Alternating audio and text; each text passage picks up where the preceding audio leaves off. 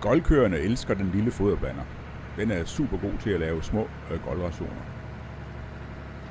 Du kan også få meget ud af den lille foderblander, hvis du skal lave ensilageprøver. I stedet for at stå og grave og lave kegleneddeling manuelt, så et par tons af en ensilage i den lille foderblander, så kan du lave en super god prøveneddeling.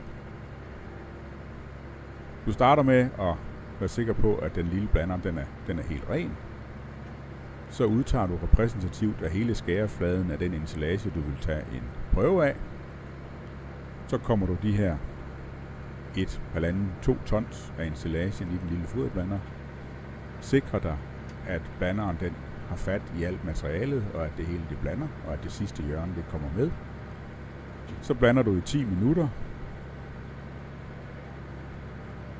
Og når du er færdig med at blande, så læsser du materialet af i en foderstreng. Hvis du er glad for rigtig meget manuelt arbejde, så kan du selvfølgelig bruge en murbalje og begynde at neddele med kegleneddeling.